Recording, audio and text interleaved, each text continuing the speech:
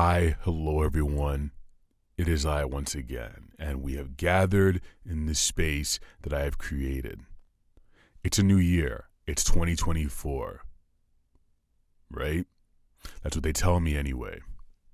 And today we are diving into recent controversy surrounding Katt Williams' appearance on Club Shay, which is Shannon Sharpe's podcast.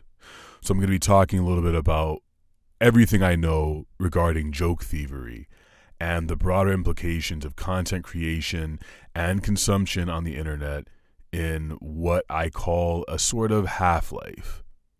Shout out to Gordon and Alex. I just bought Half-Life Alex from the Steam winter sale, so I got to use that term as often as possible. In addition to that, I also finished a fantastic book by Philip K. Dick called Ubik, which features a technology called Half-Life, so had to use that. Shout out to PKD. So last weekend, Katt Williams made an appearance on Club Shay. I believe Shannon Sharpe, the host of Club Shay, the namesake of Club Shay himself was a football player. I know that. He's a football player turned commentator on a show called Undisputed with Skip Bayless. He was on that show for a while as a co-host. And now I'm going to demonstrate my very limited knowledge of sports. If you put a +3 enchanted trident against my head and I had to guess for 1,000,000 gold pieces what football team Shannon Sharpe played for, any of the football teams Shannon Sharpe played for, and I'm going to guess it right now, I'm going to guess that he played for the Cleveland Browns. I will only know if that was true in post. So Katt Williams, renowned for claiming to be one of the world's greatest comedians, engaged in a massive 3-hour podcast with the aforementioned Shannon Sharpe, where he did what he does best. Talked a lot of shit, while sipping on some of that stuff, sipping on the finest Henny. He took shots at various celebrities and comedians, accusing some of being joke thieves, which is a serious offense in the comedy world, as far as I can tell. Maybe the most serious offense, right next to not being funny. I don't know which one is worse, not being funny or stealing jokes. A few of the names on his hit list were, in no particular order, Cedric the Entertainer, Steve Harvey, Kevin Hart, Bishop from X-Men, Faison Love, and Admiral Anderson from Mass Effect. He called all these motherfuckers out. He said that they were joke thieves, that on some level that they're not who they purport to be. So he levied those charges, although there is no comedy court, as funny as that would be.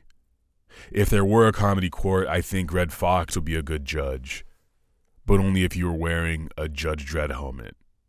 So, Judge Dredd Foxx. What do you think of that? Good idea? Has anyone ever thought of that before? I think I might be the first. I think I might be the first human to have thought of Red Foxx wearing a Judge Dredd helmet. Now, if he did wear a Judge Dredd helmet, which meant that he was a judge in a post-apocalyptic junk world, his big dummy son, whose name escapes me, would, I suppose, be his deputy. And this continues my ongoing theory that if you marry two extremely disparate worlds, canons, or fandoms, you'll pretty much guaranteed come out with something that's interesting. And then you'll get to make that thing into some art, an illustration, and it's easy money when you go to Otakon or sell it at whatever anime convention. Some fool out there is likely to buy it. But you might have a tough time like me and only be able to sell one of those things, which is why I don't sell at Otakon or do any Artist Alley anymore. Because frankly, I'm better than that. I don't need it no more. The times I did Artist Alley, I enjoyed it. But I didn't make a lot of money. I spent more money on tabling and bringing my shit there and printing the stuff out and making the plastic sleeves and going to FedEx and coming back from FedEx, and the mental labor of figuring out if any of my stuff was good enough or worthy of being in an artist alley. That was another thing that I struggled with in artist alleys, was like knowing that I was good, but feeling like everyone else around me who was doing pretty standard fan art stuff, I'm not casting any judgment. I'm not accusing them of any joke thievery or art thievery like Katt Williams did, but I know I was doing interesting stuff back then, and I do decent stuff now. I ain't no slouch, you know what I'm saying? I know what I'm doing. But people would just walk by my table or mostly just talk to me and smile, and we'd have a nice combo and then keep on walking. And they'd hit me with one of these things where it's like, oh yeah, I'll come right back. And that's my move. I invented that move. You're not getting one over on me, okay? You're not going to convince me that you're going to come back to my artist alley table when I know you're not going to buy my shit. All right? Now, I can guarantee you that no one has thought of this either. I can guarantee you no one has put Katt Williams in a Link hat from Legend of Zelda. Guarantee that hasn't happened. If it has happened, let me know, because I'd be very curious about that. In addition to the comedic accusations that Katt Williams made on some of his fellow comedians, or I guess unfellow comedians, he also touched on a peculiar rhetoric amongst black men regarding success in Hollywood that you will hear very often. He mentioned the perception that success involves compromising one's own masculinity or having to suck a penis at some point, as he mentioned so eloquently, or wearing a dress. This notion, which associates success with homosexuality and perceived femininity, has always been a point of contention for me. These days, it's often couched in, hey, do what you do, but I'm just saying, I ain't wearing a fucking dress. They ain't gonna make me wear a fucking dress. Who are these people who desperately want black men wearing dresses? Do you think that there's some cabal out there that they get together in the Hollywood Hills in their giant mansion, like some Baldur's Gate 3 boss cultists, just wearing coats, and they're like, this evening we will convene the cabal of getting black men to wear dresses and perhaps suck penis at some point. We will convene. It doesn't exist, man. It doesn't, or maybe it does, and I'm some point gonna get clocked over the head, and I'm gonna be tied down to some sacrificial altar. We're gonna put a dress on me and then let me go. And then once y'all see me accept an Academy Award or a Golden Globe, you'll know that it happened. To me, it's low hanging fruit. You know what I'm saying? I don't have to go too deep into what I think it really is. You know what I'm saying? Which it rhymes a little bit with FOMOphobia, but I'm not seeing it. I'm not saying that I want to wear a dress and suck penis right now. But if I did, there ain't no problem with it. I think the conspiracy could be a lot better designed. That's all I'm saying, right? I think there's stuff that's well documented, i.e. racism. It's racism once again. That's the surprise. It's racism once again. It's much easier to go that right there, much easier to prove, much better documented. Super smart people have probably written millions of dissertations about that. I'm not saying that there isn't a history of emasculating black men or sort of tampering with the vision or idea of what sexuality is for black people, and that has been manipulated and sort of the levers are being pushed back and forth figuratively through what stories are being presented. I'm just saying it's not the cabal of dress forcing bosses that Katt Williams mentioned. I will say that in terms of conspiracies, my biggest one in terms of black people in Hollywood is that it is incredibly difficult for black folks to become big film stars or TV stars unless they're depicting a great, larger-than-life character who is abused in so many ways and somehow rises above it. Rarely will you see a black star in a film where they're just doing something completely mundane. Here's an example. Remember Manchester by the Sea, which starred Casey Affleck? Now imagine if that movie were switched with just black people. The same movie with just black folks. Now, do you think that it would have won all the awards and accolades and stuff like that? Take any movie like that with a bunch of mediocre white folks in it, just dealing with whatever kind of mediocre stuff, mundane, quotidian stuff we deal with in our life. Do you think he would have won all those awards? I think that movie won a lot of awards, right? I think it would have been buried in so much rubble of collective indifference if that had been the case. It probably wouldn't have even gotten made. I can imagine the filmmakers being like, I want to make this movie about a black dude who's... Wait, stop. What's he going through? Is he somehow a slave or really, really drenched in trauma and screaming with crying and sort of he's beaten down by the system? I like that. No, not really. It's just, he has like a DUI and he's like really sad or something, but not he doesn't really do anything significant. What? That was the filmmaker.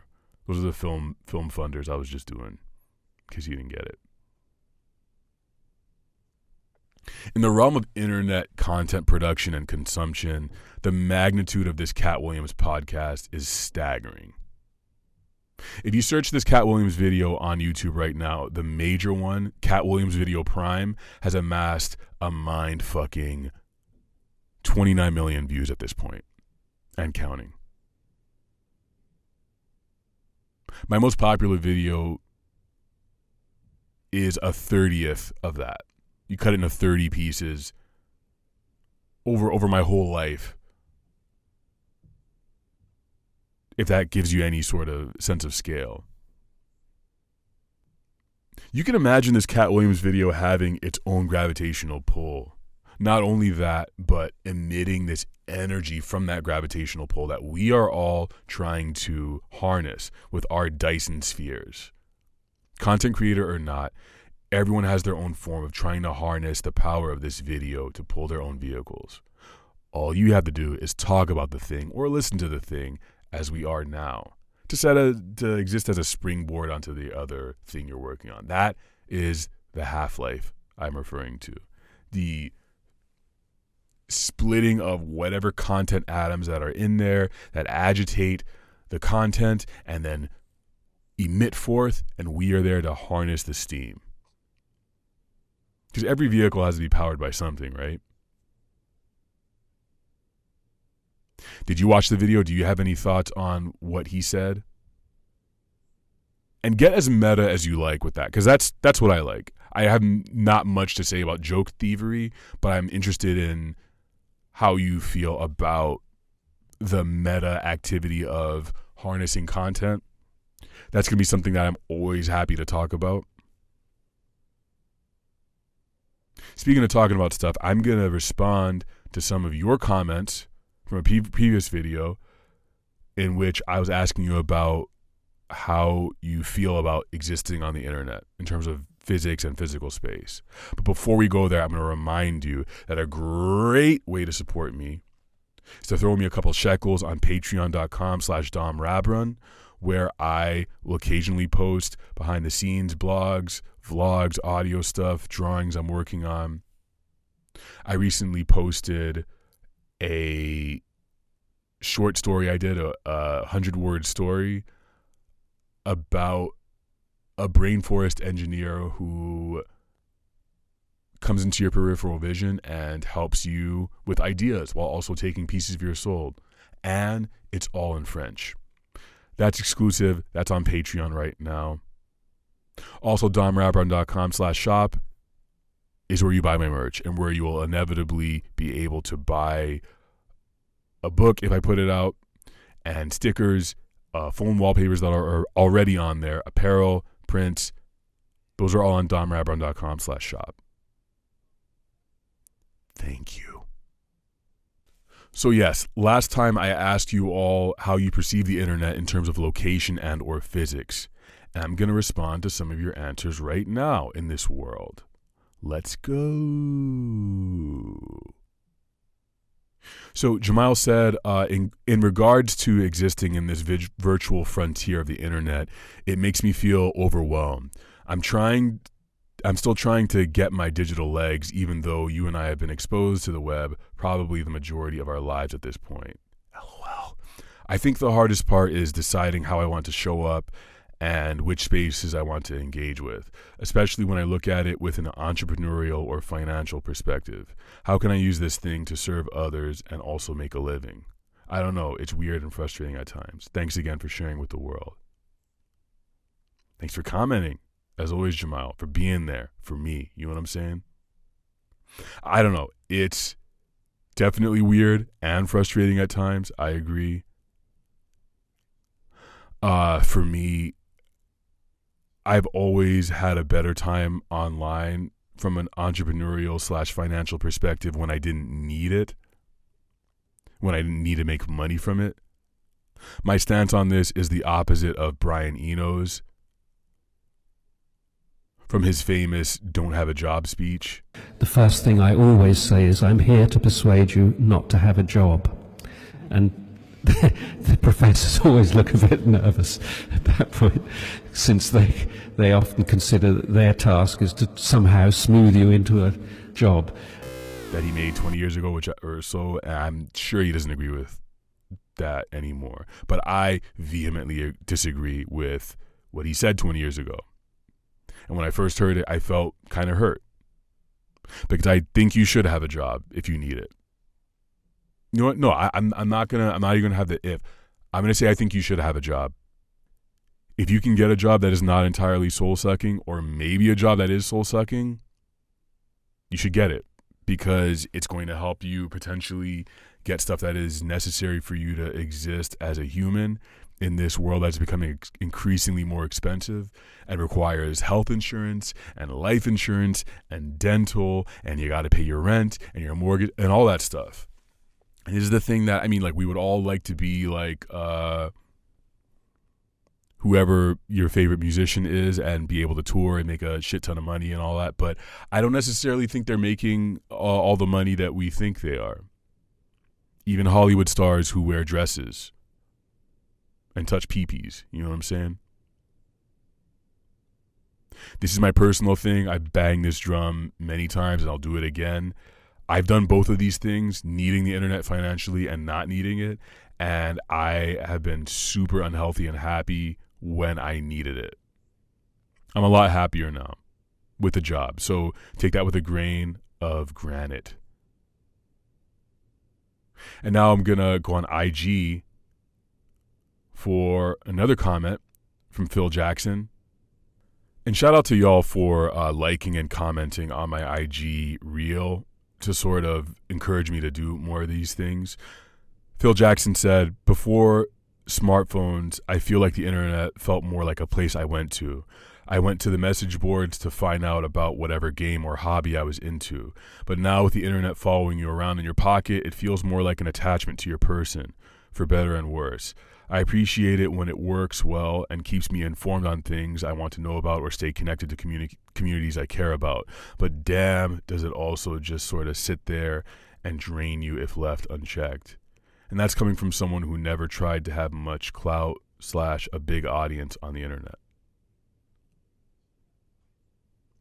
Yeah, I feel like what you're describing here is an inventory item that you can't unequip, something that the game being life or existence as a human in this case, has deemed that you need it.